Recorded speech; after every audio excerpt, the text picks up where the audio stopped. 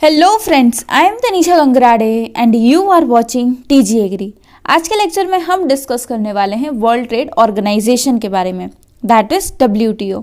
So friends, आज हम सबसे पहले देखेंगे व्हाट इज WTO, उसके बाद हम इसकी हिस्ट्री देखेंगे, उसके बाद हम देखेंगे कि इसके क्या क्या फंक्शंस है और लास्ट में हम इसके स्ट्रक्चर्स को देखेंगे। तो चलिए आज अपना वीडियो हम शुरू करते हैं।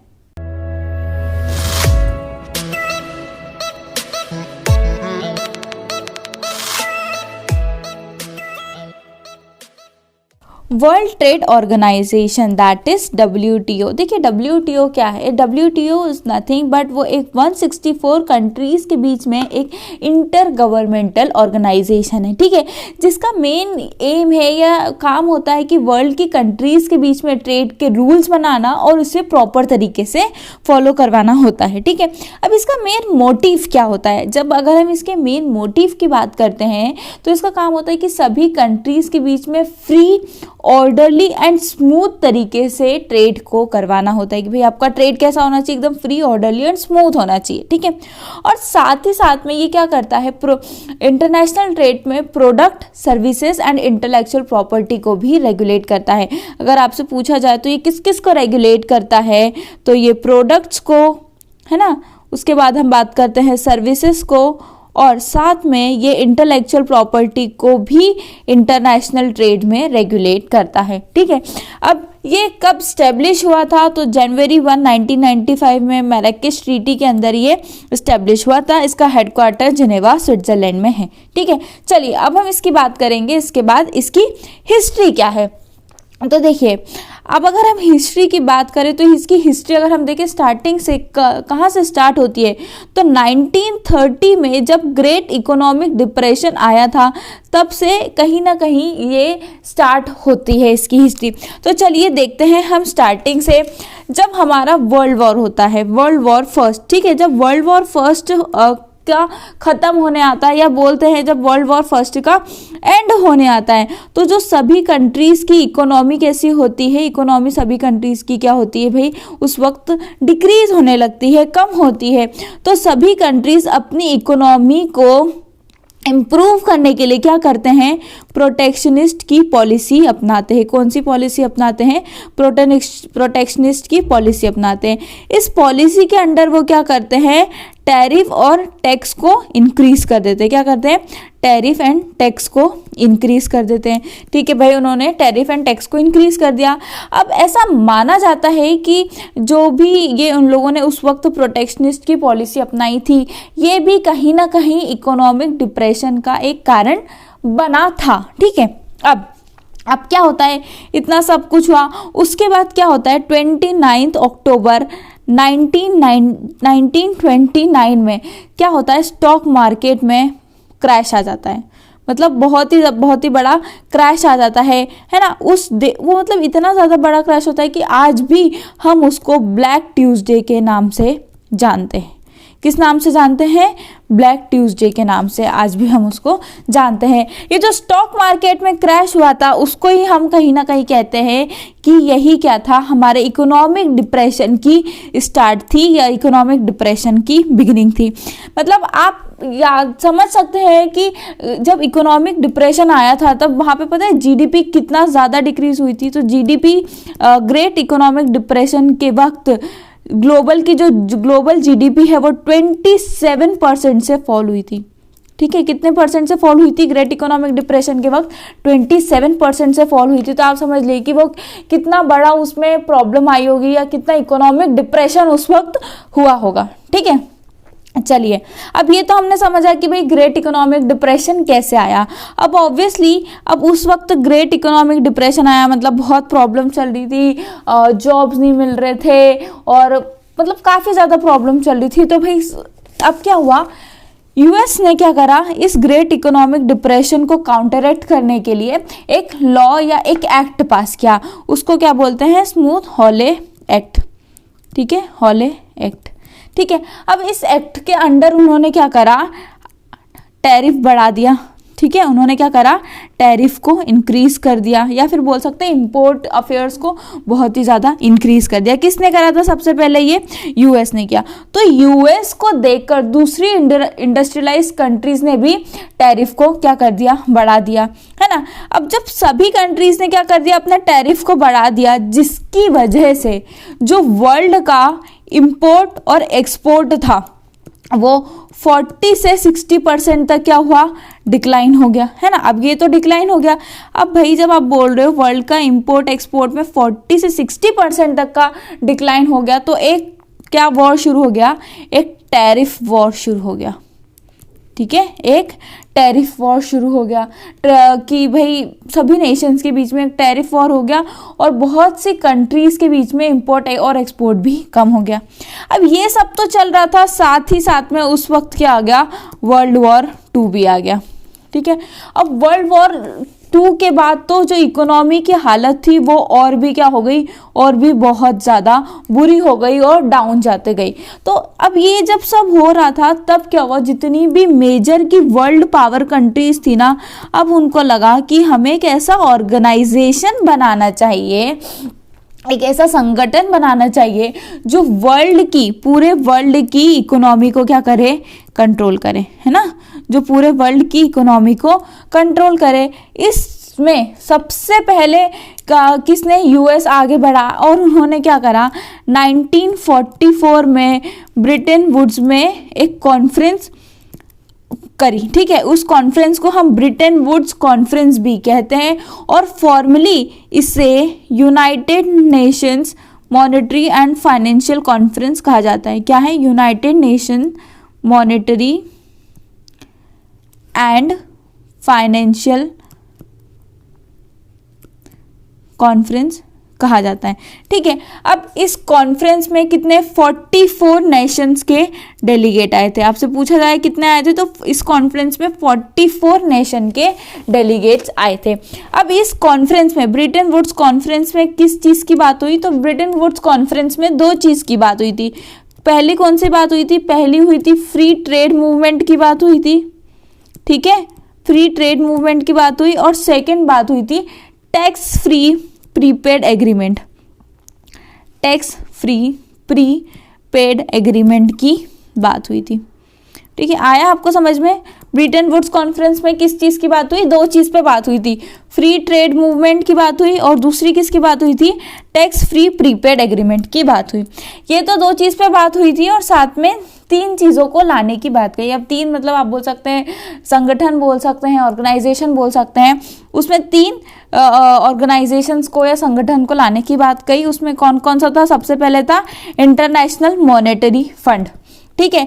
सेकेंड कौन सा था, international bank for reconstruction and development, IBRD, ठीक है। और लास्ट में तीसरी बात की थी इंटरनेशनल ट्रेड ऑर्गेनाइजेशन, ITO को लाने की उस वक्त बात की। पर क्योंकि ITO के कुछ बोल सकते हैं प्रैक्टिकल इम्प्लीमेंटेशंस नहीं थे, इसलिए उस वक्त ITO तो नहीं आया। पर IMF और IBRD क्या है, international bank for reconstruction and development, ये दिसंबर 1945 तक क्या हो गए थे, सही तरीके से स्टैब्लिश हो गए थे, ठीक है, दिसंबर 1945 तक स्टैब्लिश हो गए, ठीक है। पर अभी तक भी हमारे ट्रेड की कुछ प्रॉब्लम सॉल्व नहीं हो पा रही थी, है ना, क्योंकि ITO तो भाई उस वक्त नहीं आ पा रहा था, तो अब भी प्रॉब्लम तो सॉल्व नहीं हुई ना।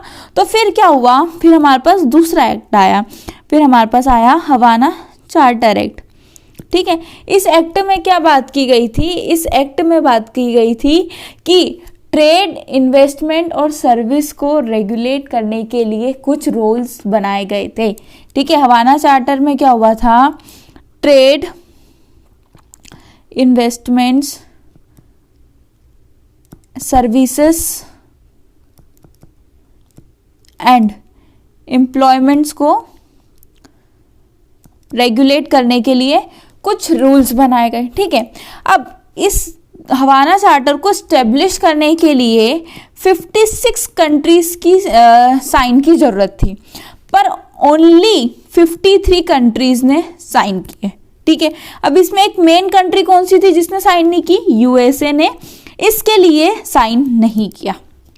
अब यूएसए उस वक्त एक बहुत मेजर और एक बहुत बड़ी इकोनॉमिक पावर थी, ग्रोथ थी, मतलब एक बहुत बड़ी कंट्री थी। अगर वो इसको नहीं कर रही थी तो जो बाकी दूसरी कंट्रीज है वो भी ऐसा क्वेश्चन कर रही थी कि करना चाहिए नहीं करना चाहिए, तो फिर भी क्या हुआ, फिर इसे भी आगे नहीं बढ़ाया गया। ठीक है, फिर अब लास्ट में क्या होता है हमारे पास 30 अक्टूबर 1947 में किसका फॉर्मेशन होता है, गेट का फॉर्मेशन होता है। देखिए याद रखिए, मैं आपको एक बोल सकते हैं स्टोरी की तरह सुना रही हूँ कि सबसे पहले वो आया था, ब्रिटेन वुड्स एक्ट आया था। ब्रिटेन वुड्स एक्ट में दो चीज बनी, एक हमारा बना था इंटरनेशनल मॉनेटरी फंड IBRD बना, ITO की बात हुई पर कुछ इम्प्लीमेंटेशन न होने के कारण वो नहीं बन पाया। उसके बाद हमने देखा हवाना चार्टर एक्ट, है ना, उसके बाद वो भी नहीं हो पाया। इसके बाद आता है हमारा 30 अक्टूबर 1947 में गेट। ठीक है, अब गेट में क्या है भाई, 30 अक्टूबर 1947 में जेनेवा में एक कॉन्फ्रेंस होती है। ठीक है, अब ये जो कॉन्फ्रेंस होती है इसमें किसकी बात कही थी, इसमें टेम्पररी मल्टीलैटरल एग्रीमेंट्स की बात हुई थी। ठीक है, तो ये किस में बात हुई थी, इसमें टेम्पररी मल्टीलैटरल एग्रीमेंट्स की बात हुई थी। ठीक है, अब गेट को उस वक्त कितने कंट्रीज ने साइन किया था, तो उस वक्त 23 कंट्रीज ने गेट को साइन किया था। ठीक है, और इसका एस्टेब्लिशमेंट कब हुआ, ठीक है, मतलब कॉन्फ्रेंस तो हुई थी 30 अक्टूबर 1947 में, पर आप बोले कि गेट को एस्टेब्लिशमेंट कब किया गया, तो जो गेट का एस्टेब्लिशमेंट था वो 1 जनवरी 1948 में एस्टेब्लिश हो गया था। ठीक है, ये एस्टेब्लिशमेंट हो गया। अब देखिए सबसे इंपॉर्टेंट चीज थी कि जो गेट था वो सिर्फ और सिर्फ मर्चेंडाइज गुड्स पर ही क्या था, एप्लीकेबल था। किस पे एप्लीकेबल था, सिर्फ और सिर्फ मर्चेंडाइज गुड्स पर ही एप्लीकेबल था, दूसरों पर एप्लीकेबल नहीं था। ठीक है, अब हमने बात करी जो गेट है, गेट क्या है, ये कोई ऑर्गेनाइजेशन नहीं है, ये क्या है, एक सिर्फ और सिर्फ एग्रीमेंट है। इसकी वजह से जो भी कंट्रीज इसको साइन करती है तो हम उसको क्या कहते हैं, कॉन्ट्रैक्ट पार्टीज कहा जाता है, ना कि पार्टिसिपेटिंग कंट्री। ठीक है, अब गेट में जो भी कंट्रीज पार्टिसिपेट करेगी तो उसे आप क्या बोलोगे, कॉन्ट्रैक्टिंग पार्टीज, है ना कि आप उसे कहोगे पार्टिसिपेटिंग कंट्रीज। अगर आपसे पूछा जाए कि आप इन्हें पार्टिसिपेटिंग कंट्रीज क्यों नहीं कहते, आप इसे कॉन्ट्रैक्टिंग पार्टीज क्यों कहते हैं, क्योंकि गेट क्या है, एक अग्रीमेंट है, इस वजह से आप उन्हें पार्टिसिपेटिंग कंट्रीज न कह के उन्हें कॉन्ट्रैक्टिंग पार्टीज कहते हैं। ठीक है, अब गेट में भी बहुत सारे प्रोटोकॉल्स थे, जैसे प्रोविजनल एप्लीकेशंस, है ना, प्रोविजनल एप्लीकेशन को ही हम इसमें, प्रोविजनल एप्लीकेशन को हम क्या कहते हैं, इसमें ग्रैंडफादर्स राइट्स, क्या कहते हैं, ग्रैंडफादर्स राइट्स। अब ये क्या है, ये प्रोविजनल एप्लीकेशन बहुत ही ज़्यादा इंपॉर्टेंट एप्लीकेशन है, जिसकी वजह से बोला जाता है कि गेट जो था बहुत ही ज़्यादा फ्लेक्सिबल था। अब सपोज इसका एक एग्जांपल से बताती हूँ कि इंडिया भी उसमें कॉन्ट्रैक्टिंग पार्टीज थी। ठीक है, तो सपोज, है ना, इंडिया के कुछ अपने डोमेस्टिक लॉज थे, है ना, ठीक है, तो अब ऐसा था कि भाई जो गेट के लॉज है ना, जो गेट के लॉज है वो इंडिया के डोमेस्टिक लॉज से मैच नहीं कर रहे थे, तो इंडिया सिर्फ गेट के उन्हीं लॉज को फॉलो करेगा जो हमारे इंडिया के डोमेस्टिक लॉज को फॉलो करेंगे या जो इंडिया के हिसाब से सही रहेंगे। ठीक है, आपको समझ में आया कि ये इतना कंपैटिबल था डोमेस्टिक लॉज के हिसाब से, है ना। फिर से बताती हूँ, इंडिया हमारी क्या है, कॉन्ट्रैक्टिंग पार्टी है, इंडिया के अपने कुछ डोमेस्टिक लॉज है। ठीक है, तो और कुछ अपने गेट में भी, गेट के भी कुछ लॉज है, तो इंडिया सिर्फ वही गेट के लॉज को फॉलो करेगा जो उसके डोमेस्टिक लॉज के अकॉर्डिंग होंगे, या अगर ऐसा लग रहा होगा कि जो भी गेट के लॉ डोमेस्टिक लॉ के अकॉर्डिंग नहीं होंगे तो इंडिया भी उस लॉ को फॉलो नहीं करेगा। ठीक है, तो इस वजह से इस बोल सकते हैं प्रोविजनल एप्लीकेशन या इस लॉ के वजह से बोल सकते हैं कि जो गेट था वो बहुत ही ज़्यादा फ्लेक्सिबल था। कोई भी कंट्री बोल देती थी कि हमारे डोमेस्टिक लॉ में नहीं आता है तो हम इसे फॉलो नहीं करेंगे। अब यहाँ पे क्या हुआ था कि जब ऐसा हुआ तो एक ऐसे ऑर्गेनाइजेशन की ज़रूरत महसूस हुई जो एक मतलब ऐसा हो जो हर जगह हर किसी के लिए एप्लीकेबल हो, कोई उसमें से ऐसे बच के नहीं जा सके। तो गेट के भी ऐसे बहुत सारे कॉन्फ्रेंस हुए और लास्ट में जो इसका कॉन्फ्रेंस हुआ था उरुग्वे में, जिसे हम उरुग्वे कॉन्फ्रेंस भी कहते हैं, ये बहुत बड़ा कॉन्फ्रेंस था। ये 1986 से 1994 तक चला था और इस कॉन्फ्रेंस में बात कही कि अब हमको गेट को रिप्लेस कर देना चाहिए।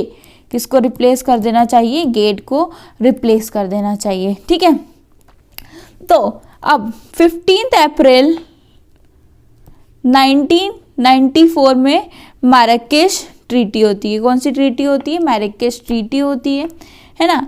अब और फिर 1 जनवरी 1995 में इसी माराकेश ट्रीटी के अंदर WTO का क्या होता है? WTO ऑफिशियल फॉर्म किया जाता है। ठीक है ना। अब इसका हेडक्वार्टर कहाँ है? ठीक है, इसका हेडक्वार्टर कहाँ बनाया गया? इसका हेडक्वार्टर बनाया गया जेनेवा, स्विट्जरलैंड में। इसका मेन मोटिव क्या था? इसका मोटिव था कि इंटरनेशनल ट्रेड्स को क्या करना? रेगुलेट करना। इंटरनेशनल ट्रेड को रेगुलेट करना इसका एक मेन मोटिव था। ठीक है, आज अगर हम बात करें कि इसका हेड कौन होता है, तो इसका हेड कौन होगा? Director general. और प्रेजेंट में इसके डायरेक्टर जनरल कौन है? Goji Okonjo Iweala. ठीक है, हो सकता है मेरे प्रोनाउंसिएशन में कोई गलती हो, पर ये आज के समय में इनके प्रेजेंट में डायरेक्टर जनरल हैं। ठीक है, ये तो हमने बात करी कि किस तरीके से सबसे पहले ब्रिटेन वुड्स सबसे पहले अगर हम स्टार्ट करते तो हमने ग्रेट इकोनॉमिक डिप्रेशन से स्टार्ट की कि भाई ग्रेट इकोनॉमिक डिप्रेशन आया, फिर उसमें ब्रिटेन वुड्स कॉन्फ्रेंस आई। ब्रिटेन वुड्स कॉन्फ्रेंस के बाद वहाँ पे हॉले एक्ट आया था, है ना। हॉले एक्ट के बाद क्या हुआ? हमारी कुछ बातें हुई, कुछ नहीं हुई, फिर आपका गेट आया और गेट के बाद लास्ट में हमारा वर्ल्ड ट्रेड ऑर्गेनाइजेशन आया। ठीक है, तो ये सब तो ठीक है, ये जो इम्पोर्टेंट होता है गेट और WTO बहुत ज़्यादा इम्पोर्टेंट है। ठीक है, तो अब गेट के भी कुछ हम क्या देखते हैं कि इसके क्या ड्रॉबैक्स रहे हैं। तो अगर हम ड्रॉबैक्स देखें तो सबसे पहला कि एक मल्टीलैटरल एग्रीमेंट है।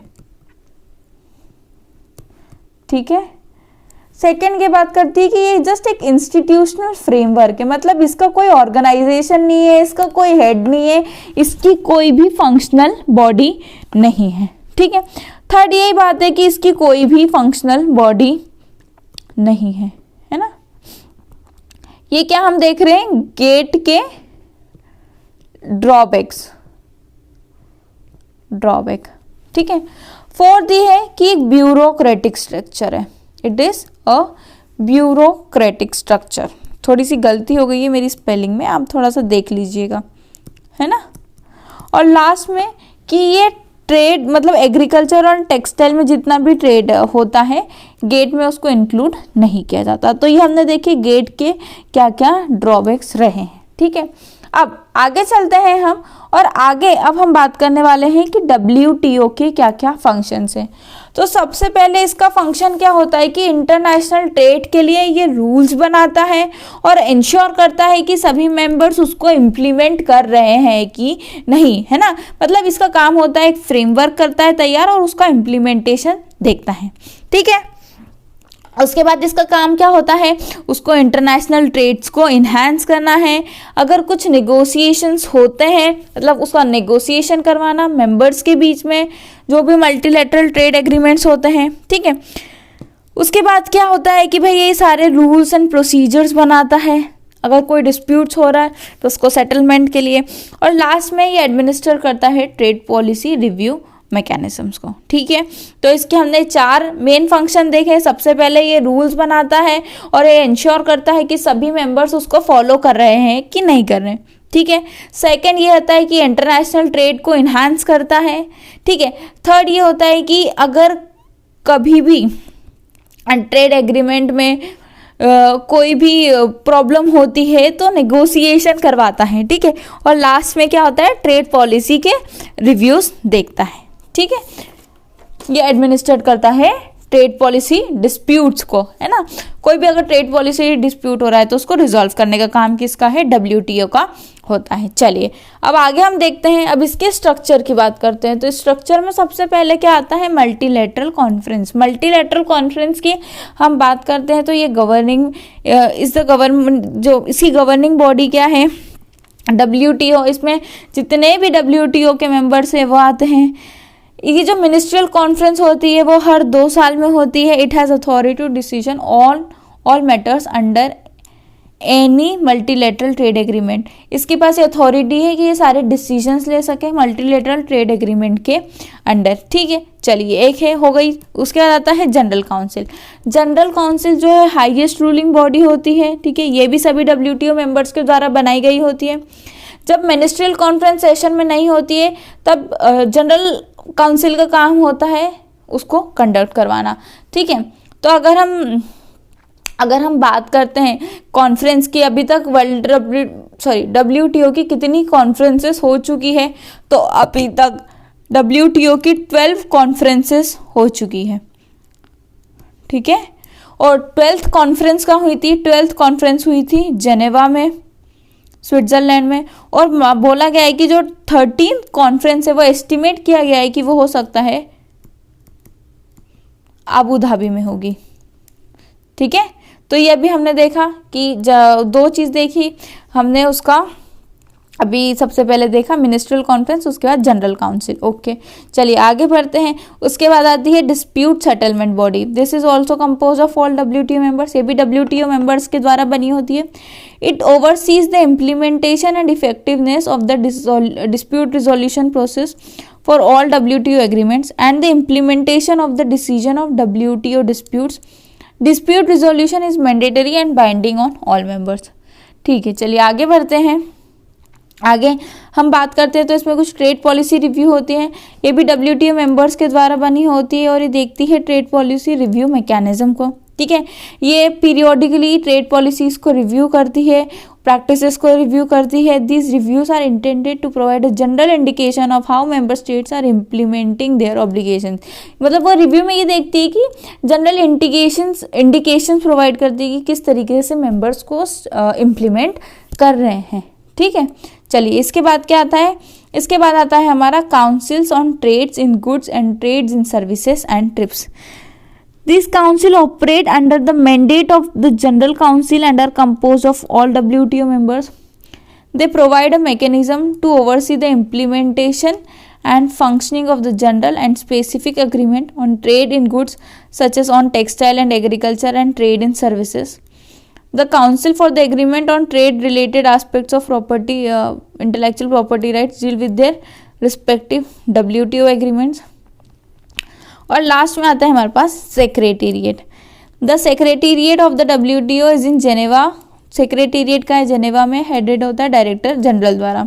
It undertakes the administrative function of running all aspects of organisation. जो भी ऑर्गेनाइजेशन के एस्पेक्ट्स है उसका ये एडमिनिस्ट्रेटिव फंक्शन देखते हैं। The responsibility of the secretariat is to provide top quality independent support to WTO members on all the activities that are carried out by the organization and to serve the WTO with professionalism, impartiality and integrity। ये बहुत important है, ठीक है। उनका काम होता है कि वो सभी मेंबर्स को देखे क्या है कैसा है, किसी को कोई प्रॉब्लम नहीं आ रही है। इंडिपेंडेंट सपोर्ट है, ऐसा नहीं किसी को सपोर्ट ज़्यादा किसी को कम, ऐसा कुछ नहीं होना चाहिए। और ये सर्व करते हैं professionalism, impartiality and integrity. So friends ये अभी हमने क्या देखा कि इसका स्ट्रक्चर में क्या क्या आता है। तो आज हमने सबसे पहले किसकी बात करी, WTO की, कि WTO क्या है। सेकंड हमने क्या देखा, हिस्ट्री देखी। हिस्ट्री बहुत ज़्यादा इंपॉर्टेंट थी, आई होप आपको अच्छे से समझ में आई होगी। तीसरे हमने उसके बात करी फंक्शंस की, और लास्ट में हमने उसकी क्या देखा, उसका स्ट्रक्चर देखा। सो फ्रेंड्स आई होप आपको आज का वीडियो काफ़ी अच्छे समझ में आया होगा। और आज का वीडियो बहुत ही ज़्यादा इंपॉर्टेंट है क्योंकि हमने हिस्ट्री में बहुत सारे ऐसे ऑब्जेक्टिव क्वेश्चंस भी देख लिए हैं। मतलब एज एन बहुत सारी ऐसे बातों को डिस्कस किया जो आपको एज एन ऑब्जेक्टिव क्वेश्चन के फॉर्म में आ सकता है। जैसे आपको पूछ सकते हैं कि ब्लैक ट्यूसडे कब था, ब्रिटेन वुड्स कॉन्फ्रेंस क्या थी, उसमें क्या आया था, है ना। तो इन सभी टॉपिक्स को आज हमने बहुत अच्छे से डिस्कस किया। सो आई होप आपको ये टॉपिक और ये आपको लेक्चर काफ़ी अच्छे से समझ में आया होगा। फ्रेंड्स, अगर फिर भी आपको कोई भी डाउट हो, क्वेरी हो, तो आप हमें यूट्यूब पर कमेंट करके पूछ सकते हैं। साथ ही आप हमारे इंस्टाग्राम और फेसबुक पेज को भी फॉलो कर सकते हैं, जिसकी लिंक हमने डिस्क्रिप्शन में दी है। साथ ही आप हमारे व्हाट्सएप ग्रुप और टेलीग्राम चैनल को भी ज्वाइन कर सकते हैं, जिसकी लिंक हमने डिस्क्रिप्शन में दी है। फ्रेंड्स, हमारी वेबसाइट भी है tgagri.com करके, जहां पर आपको एग्रीकल्चर के सभी PDF सभी चीज़ बहुत ही प्रॉपर मैनर में मिलेगी। तो आप एक बार वहां पर ज़रूर विजिट कीजिएगा। और साथ ही अगर आप इस PDF को डाउनलोड करना चाहते हैं तो इसकी लिंक भी हमने डिस्क्रिप्शन में दी है। तो फ्रेंड्स, इस वीडियो को हम यहीं ख़त्म करते हैं, पर उससे पहले stay healthy and stay happy. Thank you.